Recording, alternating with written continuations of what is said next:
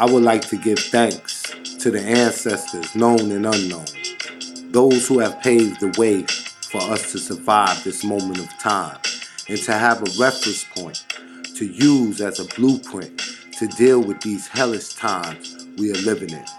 I would also like to give honor and reverence to the woman of the universe for your superior work, for bringing forth the spiritual information through the triple stage of darkness of your womb and giving birth to God.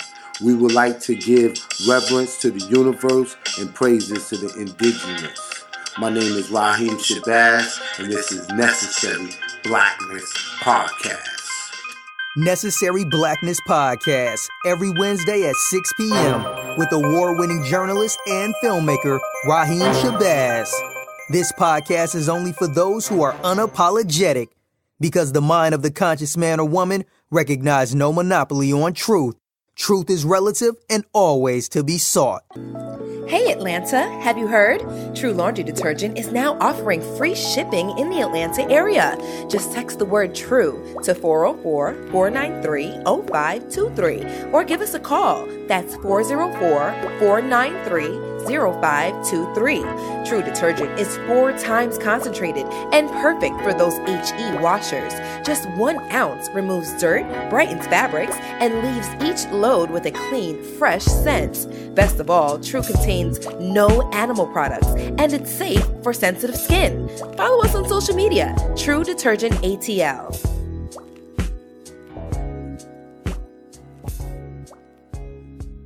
Award-winning producer Raheem Shabazz continues the Elementary Genocide documentary series with The School to Prison Pipeline. That film exposes the social engineering done to African-American children in the school system. And his other film, Elementary Genocide 2, The Board of Education versus the Board of Incarceration, takes an even deeper look at the history of the American school system and how it was made to justify subjugating Black Americans.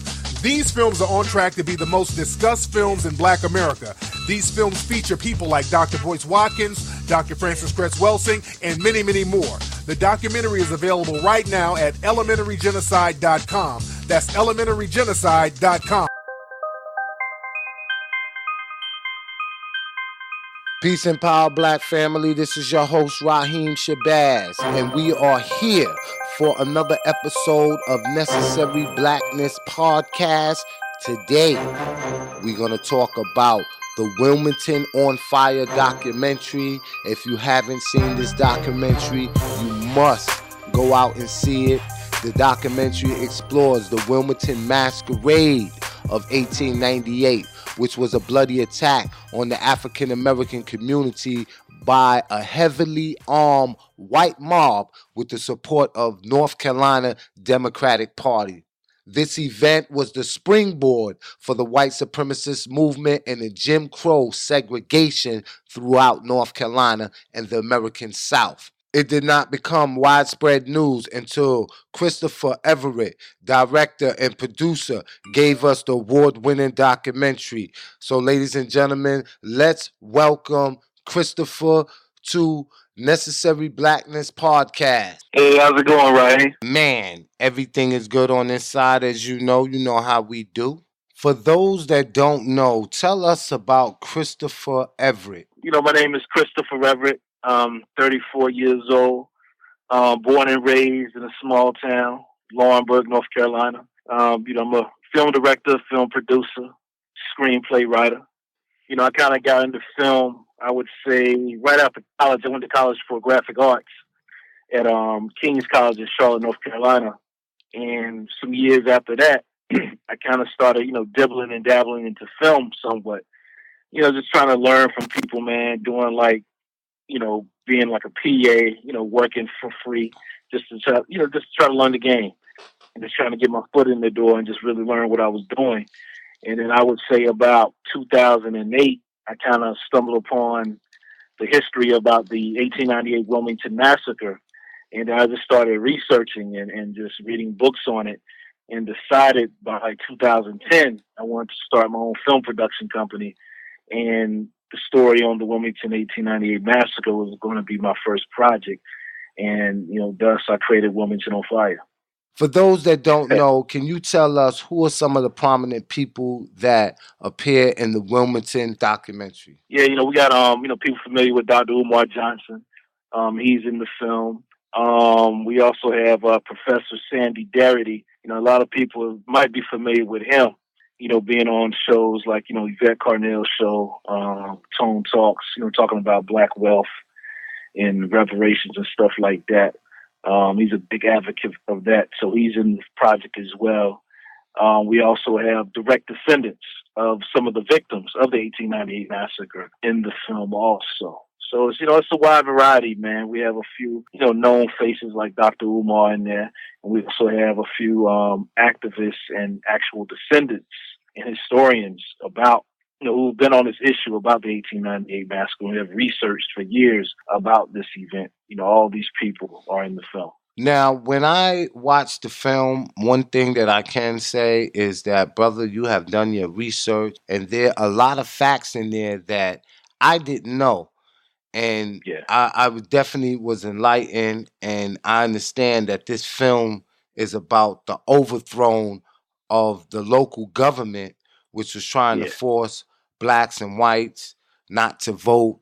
And it was done, ironically, by the Democratic Party, which has a 90% loyalty rate when it comes to black. Now, we have to be honest, this is slightly different Democratic Party. But can you take us back to that climate of 1898 and tell us what the Democratic Party was about and what the Republican Party was about and what essentially led to this masquerade? All right. Well, back then, man, in the 1890s, the Democratic Party and Republican Party were way different than what we know today. Pretty much the roles were reversed. Back then, the Democratic Party was pretty much purely white, and the majority of them were former Confederates as well. A lot of them fought for the Confederacy as well. And majority of the whole party was pretty much the party of white supremacy. You had Republicans as well that believed in white supremacy, but you also had a small faction of Republicans who were, sympathetic of the African American plight. Who wanted to, African Americans get educated, wanted African Americans to be also involved in the voting process as well. And so those white folks combined with, African Americans that had, just got free from slavery, or did 30 years, prior, kind of merged together into this thing called fusion politics, where they kind of combined, both of these parties together to put their people in office. And the fusion movement was real big in North Carolina. And that's how North Carolina was kind of able to be a progressive state back then, through the 1890s, all the way up until the massacre of 1898, where in Wilmington, a lot of people might not even know about Wilmington today. A lot of people, when you hear about North Carolina, you hear about Charlotte, maybe Raleigh. But back then in the 1890s, Wilmington was the major city in North Carolina. It was North Carolina's largest city back then. It wasn't Charlotte or Raleigh. Wilmington was the spot to be, especially for African Americans. It was a place where you can get a good paying job. I think Wilmington had some of the highest wages in the state during that time. It was also a place where if you tried to start a business, you could get the capital to do it. The educational system was good there for African Americans. You can get homes. They encouraged and promoted home ownership. And you can also get involved in the political arena as well. You had several black aldermen. You had several African Americans who had federal and state jobs throughout the city and the state. So it was a thriving, it pretty much, man, was an experiment of, I guess, how America was supposed to be. Black and whites kind of working together and everything being on an equal playing field. But you have the Democratic Party of this time who really wanted to put a stop to that and wanted everything to go back to full out white supremacy. And that's what pretty much happened. They overthrew the government in Wilmington and established Jim Crow not only in the city of Wilmington, but throughout the state of North Carolina. And by the 1900s, the whole fusionist movement with white Republicans and black Republicans had pretty much ended. And, the black vote and all that stuff pretty much didn't exist no more until really the civil rights movement. That's some history. That's some history right there, family. Now, I know that many people, after viewing this film, they're going to make a comparison between what happened in Tulsa, Oklahoma, Yeah, and Rosewood, those yeah, masquerades. Can you tell yeah. us what was different, if any, about the Wilmington, North Carolina masquerade of 1898? Well, the Wilmington one is different because it happened before Tulsa and it happened before Rosewood, but it also signaled that whole end of Reconstruction. You know what I'm saying? It really pretty put it stomped on the whole idea of this is going to be what Reconstruction is going to look like, and it kind of crushed that whole model and idea.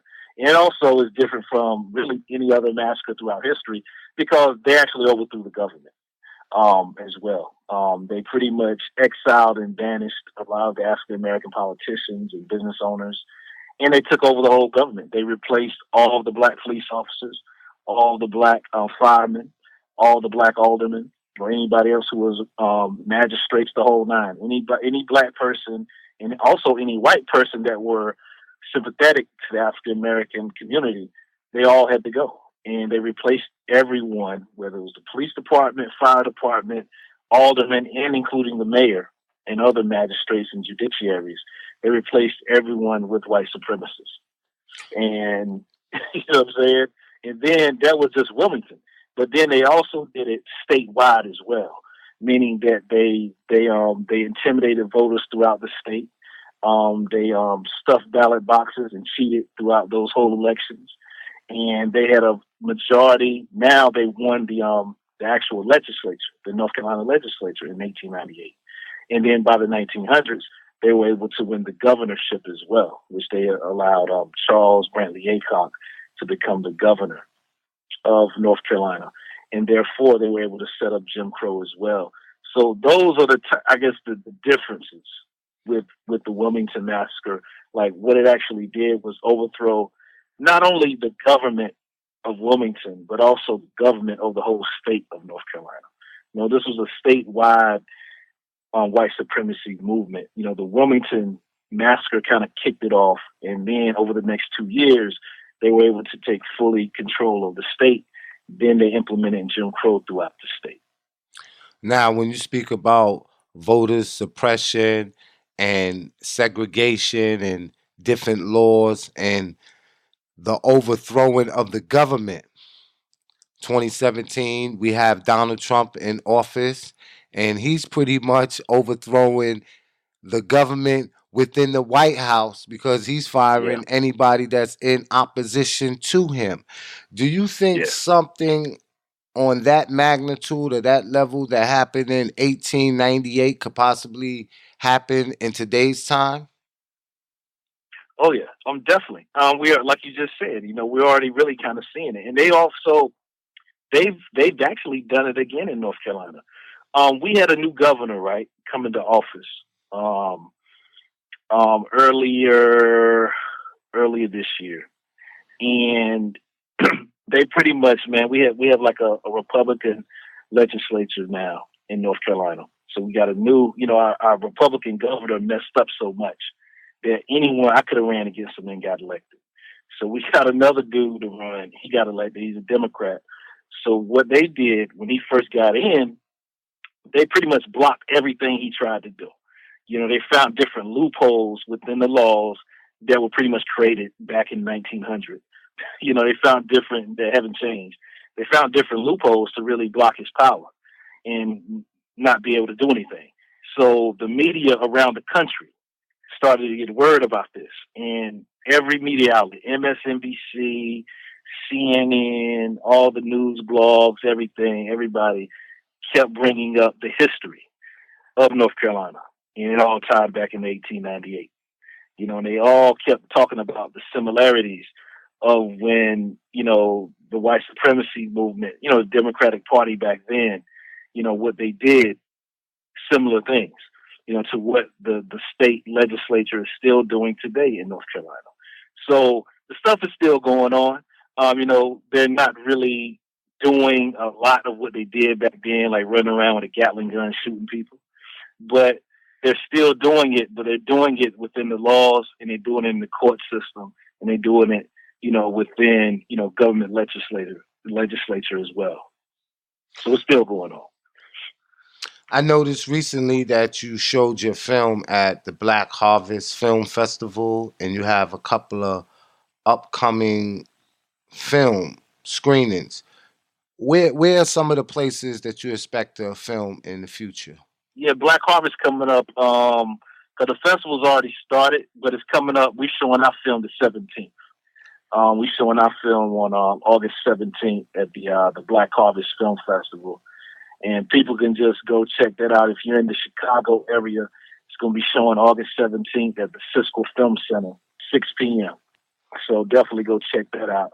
But if anyone wants to stay up to date with anything I'm doing, man, just go to WilmingtonOnFire.com and you can check us out on there for any screenings, updates, or you can hit us up on Facebook, Facebook.com/WilmingtonOnFire. We're always posting screenings, ways to get the DVDs, everything on there.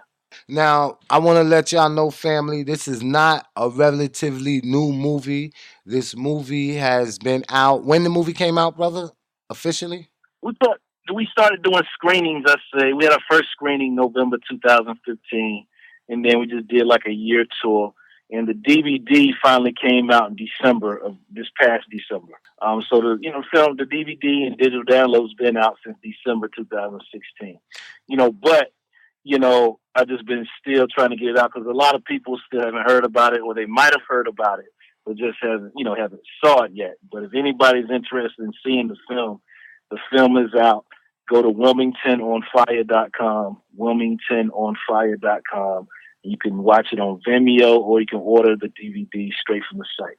Yes, family. This film has been in several different film festivals, the Pan-African Film Festival, and like the brother just stated, it will be shown at the Black Harvest Film Festival. And if I'm correct, brother, you have won some awards thus far for this dynamic film. What are some of the awards and accolades that you have received thus far? Oh yeah, man, we won several awards, man. We won at this year's Pan-African Film Festival. I won Best Director for a first time, feature-length documentary. Won that at the Pan-African Film Festival. I won Best Documentary Film at the North Carolina Black Film Festival. Best Documentary Film at the Film Spark Film Festival. What else we won? I broke a few attendance records as well. I think I broke like 4 attendance records at a couple of festivals. We broke we have the most attendance screening ever at the Cucaloris Film Festival in their 20-year history. I think we had like 800 people at the screening. Oh, wow. Wilmington On Fire. Yeah, then we had 400 people on the outside. They couldn't get in. That was the world premiere. That was the premiere when we did it in November. And everything was right, man, because we did it in Wilmington. The film festival was in Wilmington. So we had 800 people on the inside, 400 people that couldn't get in. It was like a 3-block, line, man. It was crazy. And the city has never seen nothing like that ever. And they're still talking about it to this day in Wilmington. As they should. So, as they should. Yeah.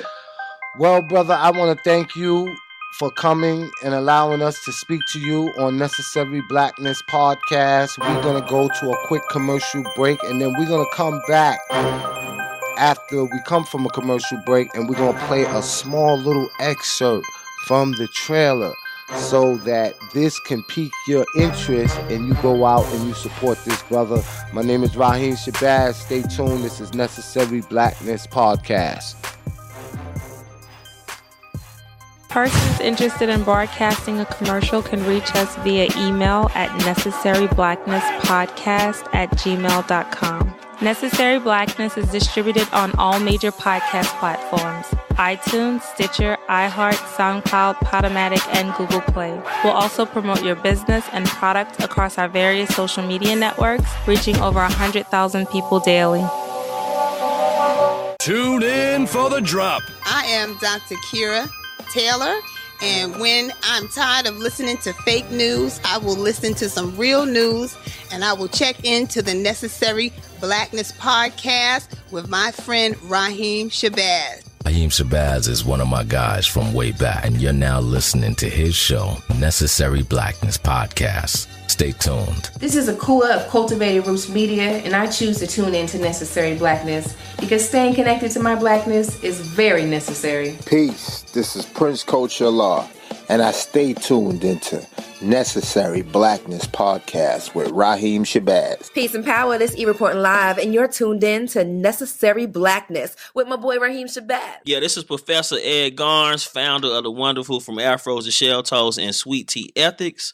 When I am not spreading liberation theology throughout my classrooms as an African-centered therapist, I am chilling with my homie, Raheem Shabazz, on the Necessary Blackness Podcast. It's essential. Hey, what's going on, man? This is Arthur M. Henry here. Whenever I want to get the latest on politics, social life issues facing our black community, I tune in to Necessary Blackness with Raheem Shabazz. This is Shali. When I'm not in the gym, I'm checking my son out on his podcast each and every Wednesday at 6 p.m. Make sure you check out Raheem Shabazz. Peace and blessings, beautiful people. This is your girl, Ashton Brianna. Just wanted to get out here and let you know that whatever you're doing, no matter where you are, on Wednesday nights, you can tune into Necessary Blackness, the podcast. Check us out on iTunes, Google Play, where else? Anywhere. And you get to listen to me. So why not? Necessary Blackness, Wednesdays. Hey guys, this is Eben A.G. of Having My Say Radio. When I'm not having my own say on my radio show every Monday from 9 to 11 p.m. on Love 860, I am tuned in to the Necessary Blackness Podcast with Raheem Shabazz. This is Chi-Town's finest, Khadidra, and when I'm relaxing, I enjoy listening to Necessary Blackness Podcast with Raheem Shabazz. Yo, this is Cambino, and when I'm riding down Stony, all I listen to is Necessary Blackness Podcast with my guy, Raheem Shabazz. Peace, this is Zaza Ali, and when I am not studying the science of the universe and the laws of creation, I am listening to the big homie Raheem Shabazz on Necessary Blackness. Make sure you support. Peace. Yo, that's what I'm talking about, man. You'll hear it here first. Now our feature presentation. They say the Cape Fear River was full of bloody black bodies that day, that black people couldn't find their way, that black men died from gunshots in their backs, that black women ran to the swamps across the tracks, that very smart and bold black men were put on the train and given a free ride out of town where they were told to remain. They say that the dead bodies were left in the streets.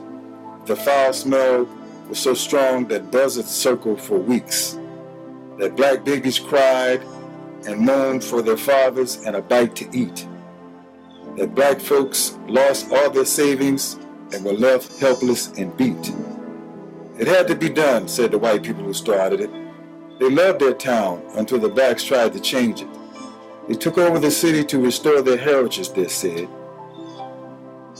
They were heroes to many who wanted uppity folks dead.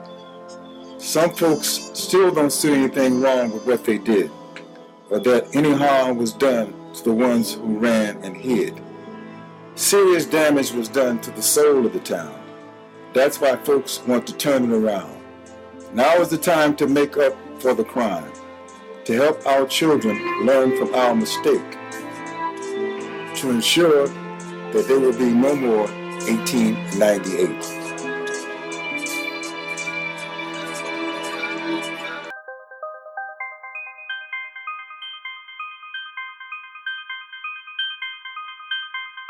Peace and power, black family. This is your host, Raheem Shabazz, and we are here back at you, Necessary Blackness Podcast. We have the brother, Chris Everett, right here with us, and we're going to ask the brother a couple of more questions. After this documentary, what other projects do you have on the pipeline, or you have in mind that you're going to be producing, that you're going to be bringing to the public? Well, one project we currently have now, my film company, we actually got the distribution rights to it, and it's a cult film. It's an underground film. It came out like in 2001, but never really saw the light of day outside of the film festival circuit.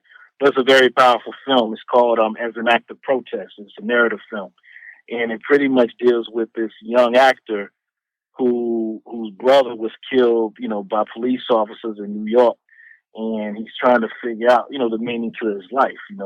Should I continue to do theater work and plays and hope that, the arts can change, the consciousness of our people, or should I take a more direct stance of actually leading some type of revolutionary movement, through violence. And that's what the film is about, talking about the role of the artist and also racism, police brutality. It deals with all of those themes. And it was a very powerful film, man, when the guy tried to come out with my man Dennis Leroy King Lee tried to come out with it. But it was banned when he tried to put it out in 2001. I think a couple of weeks right before he tried to put it out, 9/11 happened. Oh. And that just kind of shut all momentum for what he was trying to do. And Giuliani actually came out publicly and said, no, we're not showing the film. And he couldn't get it shown anywhere in New York. So he just did the film festival circuit for a few years and just kind of got frustrated. And it just kind of went underground. But it started to come back out, I say about 2014, when we started having a lot of these police killings. And a lot of people remembered the film, seeing the film, somewhere at a film festival or something, and said, hey, we want to show this film. It's important. You know what I'm saying? So they would reach out to him and say, hey, do you still have copies of this film?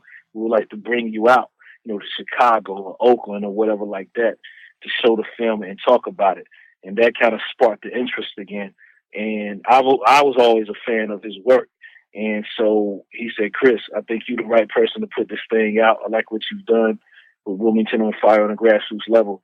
And I want you to distribute this thing. So that's what we're doing now. We just had our first screening of it last month in Raleigh, North Carolina. Had a great turnout. And so we're working on a couple of things, working on Detroit and a few other areas, Baltimore as well, possibly Atlanta too, and also New York. So those coming up in the next few weeks. But people can go to actofprotest.com, actofprotest.com to get more information about that project.